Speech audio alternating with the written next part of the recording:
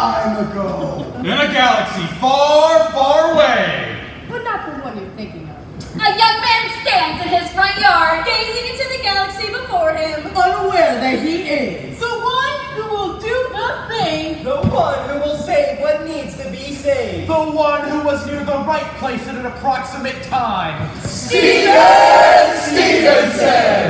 I sound really important. You will not have heard of him. History books will not have mentioned him. Experts will argue another hero changed the course of the galaxy. While poor Stephen and his companions never existed. Today we begin to right that wrong. we begin to tell the true story. So listen with an open mind. To the story of Stephenson! The accidental intergalactic revolutionary. Our adventure begins in the Galactic Federation of willingly colonized worlds on the dirt planet Clump. In the Galactic Federation of willingly colonized worlds, or WCW. Every planet had only one topographic feature. And Clump had dirt as far as the eye could see. Stephen and his mother owned a farm. Some would say the farm on them. The Stephenson's farm produced subpar dirt. A fact Mr. Stephenson should have noticed before he bought the farm. Howdy. But Mr. Stephenson was the stupidest man in the cosmos. Mama! Miss Stephenson was wrong. Mr. Stephenson was not the stupidest man in the cosmos. No. Yes. But he was in the top 10. And he bumbled his way into one bad decision. You will never believe what I found on a far-off planet I never heard of or seen. With confidence, only the extremely stupid can muster. Before you know it, Stephenson dirt will be on the lips of every clumpy and around. And Miss Stephenson was over it. I could just kill him. Mom, he's already dead. Like all destined heroes. Stephen's father died tragically. After years of literally And metaphorically, rolling around in dirt. Should dirt be wet? Mr. Stephenson found himself on the wrong end of an industrial moisture extractor. That doesn't go there. Oh!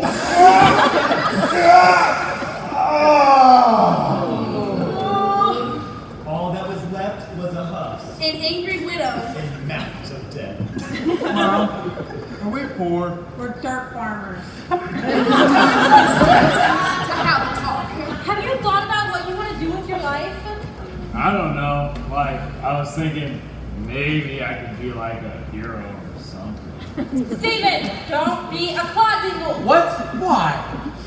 Being a hero takes ambition, and look at what ambition got your father. She pointed to his husk. I miss you, Dad. Listen, Steven, you gotta find a job with some stability.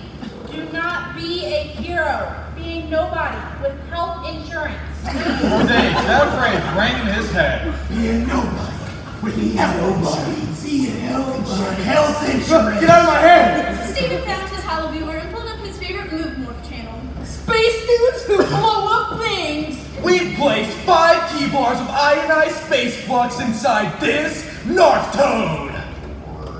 Toad's family? 30 hectares from the explosion box.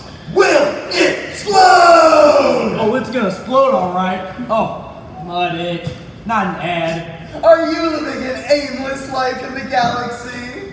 Yeah? Are you floating around on your tiny weird planet? Yeah. Does your mom want you out of the Hexadome? Yes. The Galactic Federation of Willingly colonized worlds! The WCW is always looking for new recruits to help spread our brand of freedom throughout the cosmos. Bringing peace to planets that didn't know they were not experiencing it already. And best of all, You'll have lifelong benefits that will benefit you for however long your life endures. just look at Supreme Leadership Specialist Pope. 122 years old and maneuvering our shock troops across the galaxy. More! I must have more recruits. So join the WCW today. You'll never know what you're capable of until We command you. Stephen was inspired. Forget being an idealistic hero. I'm gonna work for the government! Stephen was whisked away to the WCW headquarters. He signed papers. Tests? I see, too. got measured for a uniform. That goes where? 10,000 so other recruits reciting the Galactic Federation's pledge of loyalty or else. I pledge my loyalty to the Galactic Federation and Supreme Leadership Specialist Polk, who doesn't look a day over 95, and to the one galaxy of geologically simple planets where his shadow has fallen, is falling, and one day will fall to be. Why are we pledging loyalty to the Pole? There will be no talking during idolization, you womp rats! Captain Flash was a mid-level middle manager for the Galactic Federation. This meant he was an unskilled sociopath with delusions of grandeur. Every day, Flash looked out to the galaxy and said, Today is my day. Ugh. And every day the galaxy looked back and said, "No, it's not." So he made life miserable for anyone unfortunate enough to cross his path. I'm sorry. I couldn't help but notice you disrespecting a sacred ritual. Would you like to share with the room what was so important that you ruined our worship? Well, I was just wondering why we pledge loyalty to an old man. I mean, dude's about to croak, right? Why do we pledge? Why do we pledge? Yeah. We are loyal because Pulp was first loyal to us. We are loyal because Pulp is the only man. The only man who can unite the galaxy. unite the galaxy So that everyone can live a free life. live. Within his rules and regulations. Get back! Stephen thought for a second. Wow. You really love this Pope guy. If I didn't know how stupid you were, I'd think you were a revolutionary infiltrator. There was a general hubbub from the recruits. What is a revolutionary infiltrator? Exactly what a revolutionary infiltrator would say. I'm gonna keep my eyes on you. You'll have to forgive Stephen for not knowing the Federation was in a war with a group called the Revolutionary Associates. Stephen had no idea the WCW had been fighting years long, scrappy random space cowboys led by a sassy princess. You're our only hope. A short, predestined hero. But I was going to caution you to pick up some power converters. The homeless old mentor. I have the high ground. And the dog man with no vocabulary. Finally, his first unit on the WCW mothership. He had been hoping for flight crew. or new terrain before. Poor guy who sits at the desk flipping one button at a time. Instead, he got Custodial specialist! the higher-ups were impressed with Stephen's ability to identify all types of dirt. Pure, chalk light, chalk heavy, Demian, that's poop. And how to clean it. Sweep it, blow it, wipe it, blast it, call someone else. He found himself on a team of Halo Gustav. One half of Space dudes who blow up things. Money! What are you doing working for the Federation? I learned the hard way, not everything is meant to explode. Like what? My brother. Was Crag Wonderlist. Hey! No one can remember a time when Crag wasn't on the custodial crew. Back in Plan R37, there was this man team that got stuck in the gangway, and let me tell you, the walls were dissolved by the time we got there. And the smell, like Marillion cheese. Crag's assistant was Colonel Sparkjammer. The actual smartest person in the galaxy. But the WCW couldn't imagine a woman having the most strategic mind. So they assumed she was a cleaning robot. I speak 4,672 languages, including data quirks. Can you hyperdrive back in my head and literally see in 4 dimensions? But they just think I'm good for dust busting. The boys were silent. You are an exceptional dustbuster. I'm exceptional at everything. Stephen had a realization. We're all a bunch of misfits. They were a bunch of misfits. And they were managed by the biggest misfit of all. The actual stupidest person in the galaxy. All right, armpits. Today you need to squad down deck 3. There's was a revolutionary skirmish there last night, so the blast marks are pretty scorched in. And remember, your holospheres are for company communication only. If you got time to lean, you got time to clean. Well, that's time on holospheres. These are not the androids you're Those are the androids I'm looking for. Get to work. What did you just do? Well, mind control. Crag was one of the last practitioners of an ancient religion. Now only few could wield the power of The movement. The movement? The whole universe is in motion. And some of us have the ability to move it in the direction we want it to go. Do I have the movement? Pushers. Yay! And the pokers. Woo! Most people are pokers. They want what other people have. Mine. Just be left alone. Yay! Stephen, you're the strongest pusher I've ever seen. I haven't really watched them on. That would explain it. Let's try this, Stephen. Take that bottle of space and push with your mind. Stephen began to concentrate. 20 points on hit a moving target. His body pulsed with energy. Why, Muddit? The blob floated through the air. Stephen felt his energy drained. 6 more kilos, Stephen! I can't do it. The blob started to spasm in the air. Use your trauma, kiddo. Stephen froze his brow Lean forward. and thought of his mother. Great, now he's in a cult. Blob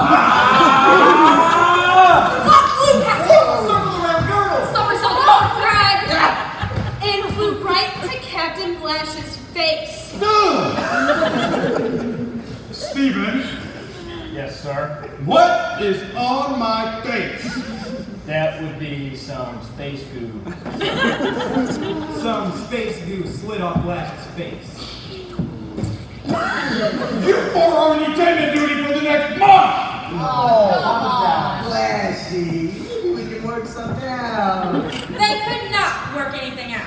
It was common knowledge that the detainment unit was the most dangerous section of the mothership. The galaxy's most deranged criminals were housed there, and the custodial staff had to clean their cells while keeping a safe distance. Which was impossible. The misfits stared down the long hallway.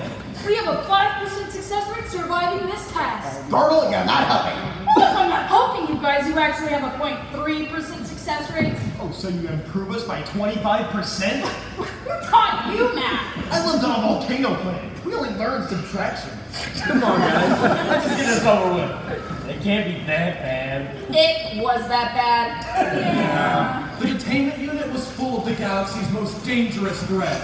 Princesses! Oh.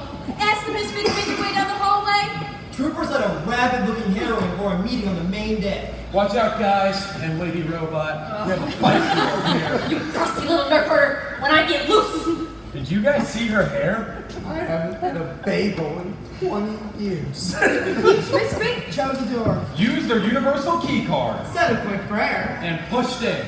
I demand to speak to the manager! A building flying towards the Whoa! His mind pushed it back. Where it hit the dirtiest woman he'd ever seen. How did you do that? Oh, are you okay? The building woman launched it, Stephen! Stephen was about to die! From embarrassment. What are you doing? Killing you! Do you want me to pretend? You can die, imperialist scum! That's not my name. I'm Steven. I've never encountered someone with Steven's level of good-natured cluelessness. Why don't you tire yourself out? Steven got her name. It's Narp. Hopeless. No, my name is Narp. A princess named Narp. Narp did not like his tone. You think I can't be a princess? I mean, you're awfully dirty for a princess. By all-powerful regime, Stephen. I'm sorry if my skin isn't clean and I don't smell of bumbleberries. She was from the planet Hud, which was 99% swamp. Narp squelched everywhere she went. And she often left puddles. I'm gonna have to get the Borax 3000 for this thing. Did you say you were kidnapped? Narp and all the other princesses have been taken from their home planets. Hope thinks the the rebels were being led by a spunky girl with a ton of resources. Holt was correct. He just didn't know which plucky heroine was commanding the group of guerrilla spacemen. The Galactic Federation would never enslave and subjugate a woman against her will. It goes against everything we stand for.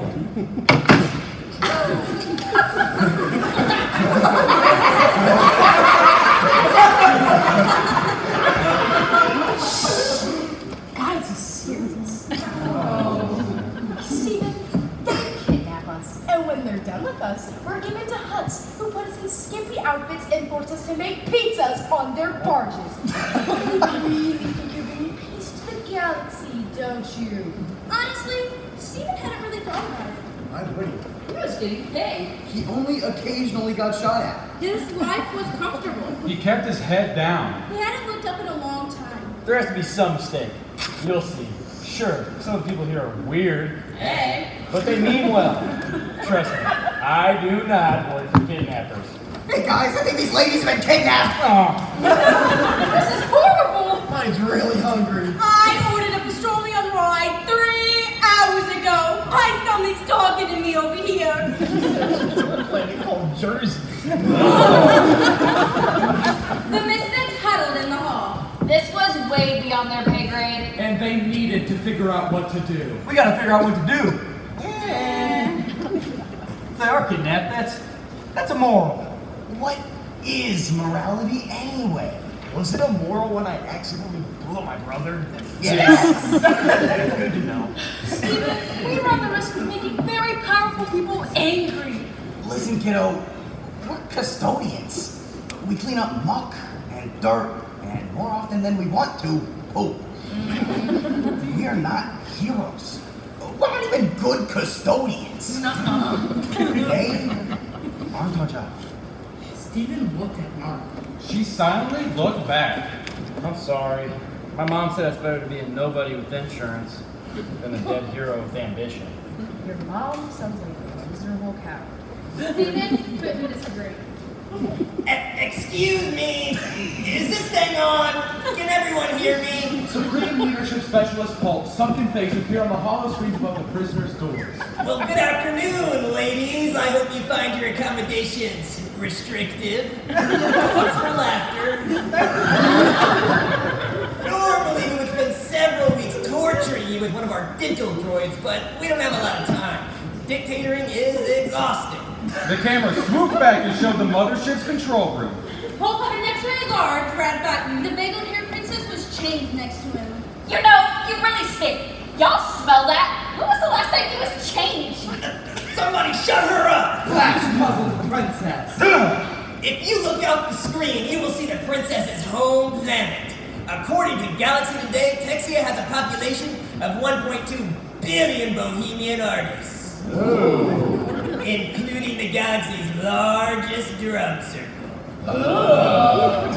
Sounds like hell. Did you ladies ever ask yourself why this ship is so large? You've got a small ego. No, Princess G. Narp! This ship is so large because it is not a ship. It is a weapon that can blow up a whole world. Dude. Thanks to our brilliant engineer and sociopath, Bongo Dusafa. Halo's brother was very much alive. Dude, isn't it a bit early for a plot twist? Bongo faked his death using several Arpeggian lizards and a can of tomato juice. He saw an ad in the Galactic Federation Times. Wanted someone to blow up the world? Fortunately for the Federation, And unfortunately for the galaxy, Bongo took the ad literally. I do want to blow up the world. He knew his brother would never let him do it. they always had to cut away when Halo cried after an animal exploded. You were always so small. Someone will make the ultimate weapon. I call it the Boom Boom Ball. Brilliant with explosives, but not so much with names. Now, Princess, will you tell me the location of the revolutionary base, or do I turn on the Boom Boom Ball? One of the shopkeepers giggled. I will not have merriment when I'm threatening young women! Holt's hand shot out. The room crackled with energy. The trooper began to choke. feel the power of the movement. Die! Hulk's other hand shot out. The red button began to jiggle. Suddenly, it disappeared. Red beams of light erupted from the side of the command They windows. met in the middle of Texia. And then... The planet was gone. I'll give you 1 hour to think this over. The screens went blank. Oh My God. We're the bad guys. And they keep doing that to any planet that gets in their way. Stephen looked at the screen. The afterimage of the explosion burned into his brain. He felt something he had never felt before. Rage. Craig, do you still think we should do nothing? The friends turned to look at Crag. The old man looked defeated. No, kid. I was wrong. Then let's go be heroes. Stephen was finally looking up. We have to get innocent people off the ship. Girdle, take this part of the ship offline. Got it. There's got to be a way to disable the bomb before the hour is up. I can help with that. Narc called out a non-regulation holosphere. The mothership schematic hovered over the sphere. Right in the middle was a glowing red box. The ship has a flaw, and if we hit it exactly in the center, it will cause an implosion.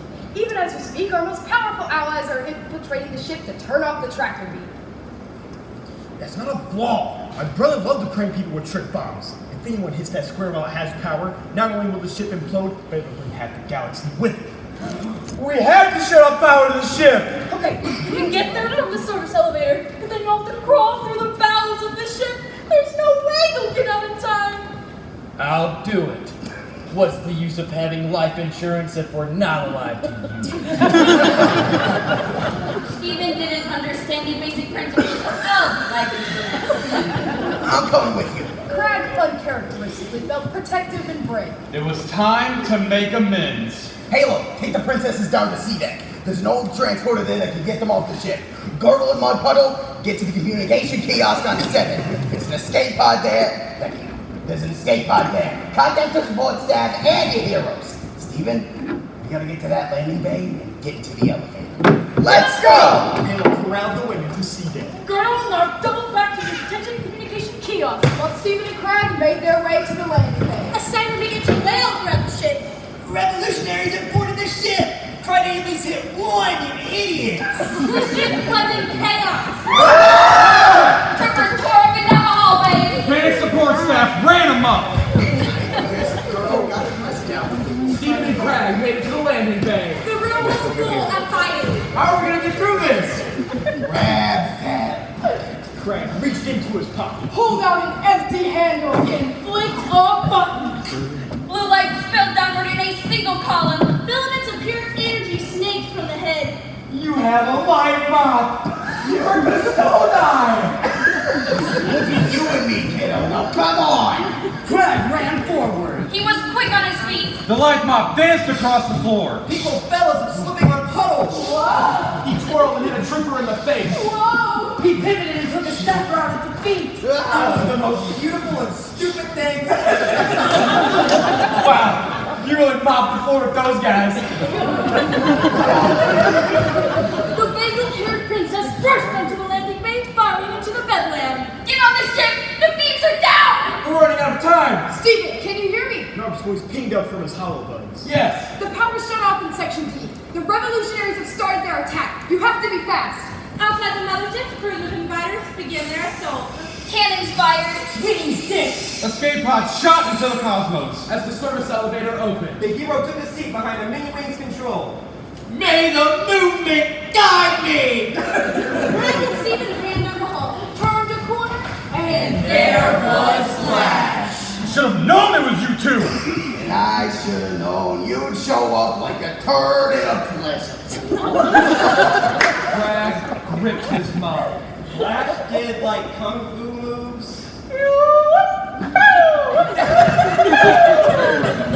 Everyone was embarrassed. Flash, you don't understand. Don't bother, Stephen. Lash isn't capable of understanding anything. That's right. Be a hero for both of us. while the two adversaries ran at each other. Stephen jumped into the service hall. He crawled for what seemed like days. The space was narrow. And dark. And hadn't been cleaned ever. Steven forced himself past an outcropping and saw the shut-off switch. We do not know why a shut-off switch would be in a totally inaccessible space. Other than for dramatic purposes. It's best not to think about it. The switch was just out of reach. Steven stretched as far as he could go. His fingers barely grazed the surface. Just one more inch. The hero's mini-wing entered the service tunnel. Yeehaw! Steven, they're almost there. I can't reach it.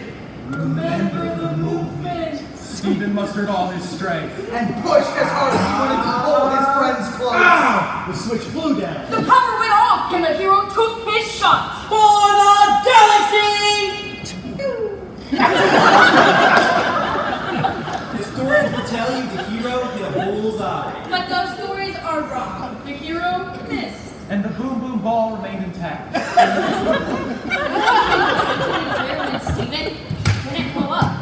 Looks like you and your little mutiny didn't work. Flash looked crazed. Blood ran down his face, and he was wet. Everyone was embarrassed. Where's Greg? Where he belongs, the incinerator! No! Yes! Let's circle around Steven. The industrial cooling fans mirrored his movements. Did you four think you were strong enough to take down the Federation? Did you think you were smart enough to outwit a god? Oh, you're crazy. Last circle, the industrial fans world. He was in ecstasy. Hope is bringing forward a new day when everyone will be free. Free from decisions, competition, and different viewpoints in art that makes you think. Free from being different and special.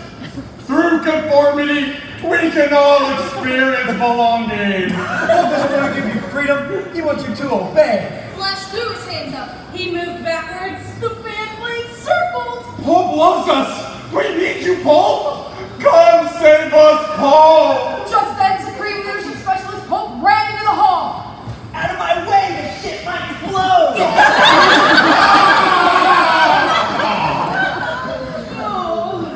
Stephen was thankful he no longer had to clean.